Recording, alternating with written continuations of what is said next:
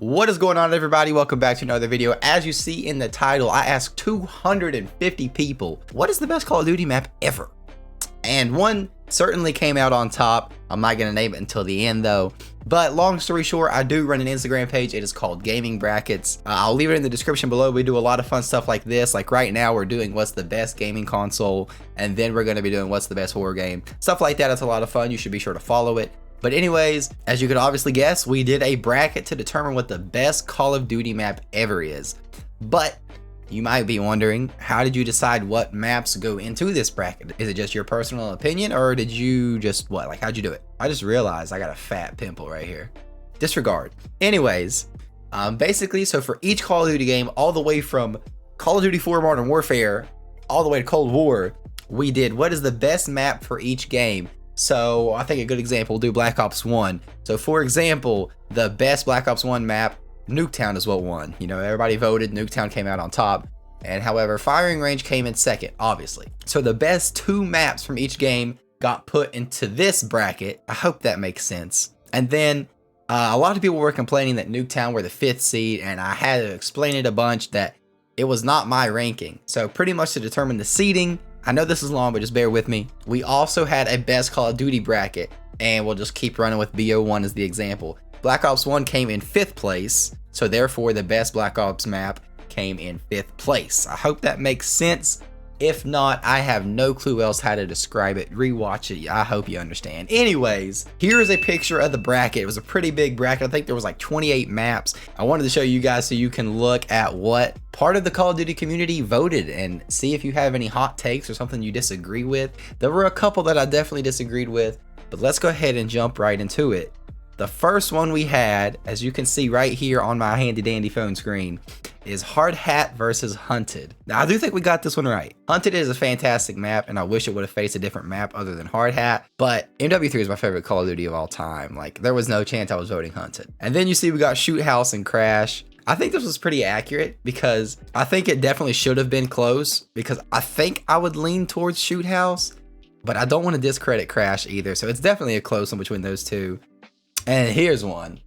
Bro, in what world is Prison Break better than Crossroads? I know a lot of people hate on Cold War, and by the way, it's so unnecessary. Bro, you ask anybody why they don't like Cold War, they say just because it's trash. Like, bro, what? Anyways, I'm getting off topic. Prison Break is from Call of Duty Ghosts, if you did not know, and Crossroads is obviously from Cold War. There's just no world where Prison Break is better than Crossroads, I'm sorry. And this one, bro, like, who in the world thinks Nuketown is better than Genesis? I'm just kidding. Apparently 3% did, but I'm sure they were just memeing. Next, we have Point to Hawk and Asylum. I'm not gonna lie, I didn't play a lot of World at War, so I don't even remember Asylum. But I do remember Point to Hawk. It was a solid map. I was surprised to see this one that close. Again, though, I didn't play a lot of World at War, so I have no clue how good Asylum was. Next, we have Contraband and Solar. This is another one I disagree with, especially by this much. 20% of people thought Contraband was better than Solar? Like 20% more? There's just no way. Solar was a fantastic Call of Duty Advanced Warfare map. I almost said Ghosts. Contraband was solid, but I just don't think it was better than Solar. Next, we have Firing Range and Throwback. I 100% agree with this. The only thing is, I really liked Throwback. That was like the only map I really enjoyed from Infinite Warfare. But I mean, there's no debate. Firing Range is better. Next, we have Warhawk and Satellite. It infuriates me that this was even this close. Warhawk should have destroyed Satellite 99 to 1%, like something like that. Next, we have Seaside and Terrace. This was a solid matchup. Seaside is definitely a good map. It was one of the better BO4 maps, obviously, as it is in this bracket. But Terrace, dude, I have a lot of memories on Terrace. I love the way it looked. You just get a really cool vibe from Terrace. I think Terrace definitely deserved to win that. And then we have Saint Marie Dumont and Dome World at War. Again, I did not play a lot of World at War, so I have no clue what Dome on World at War was like. But Saint Marie Dumont was a really good map. I did not expect it to get slaughtered like this, to be honest. Next, we have Hackney Yard and Shipment. This surprises no one. I have nothing else to say about this one. Oh, you can literally see it right there. I said, hate to see either of these go this early, but it had to be done. First round, Standoff had to face Terminal. It's just the way the seeding fell. It was depressing because you would like to see Standoff go further. But when you're facing a map like Terminal, I mean, it is what it is. It is what it is. And so, as you see here, we started the second round. Hijacked got a bye. That's why you did not see it in the previous ones. But This really hurt my heart. I agree Hijacked is better than Hard Hat. Like, I'm not saying that. Don't shoot me. But by this much, I just don't know about that, man. Next, we got Shoot House and Prison Break. I'm so glad to see Prison Break leave. Honestly, I was mad to see Prison Break even be one of the best Ghost maps. What is that one? Strike Zone. That should have beat Prison Break, but it didn't.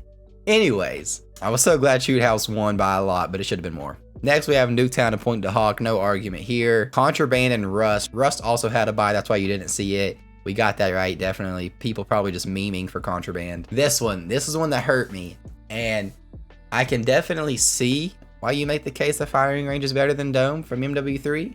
But like I said earlier, MW3 is my favorite Call of Duty ever. So I'm going to be a little bit biased. I have like literally unlimited memories on Dome compared to Firing Range. Like, Firing Range is a great map, but I'm still going Dome. I mean, I'm glad it was close. I hated to see Firing Range win. However, it's still a classic map. Can't hate. Next, we have Warhawk and Terrace. This one was really hard for me to vote, and I honestly don't even remember which one I voted. That's how difficult it is for me to choose. They're both fantastic maps. I feel like I went with Terrace, but I don't really remember. Then we have Dome and Shipment. It's crazy that Dome just killed the last map, and then Shipment killed this one. I never played Dome on World at War. I have played Shipment, obviously.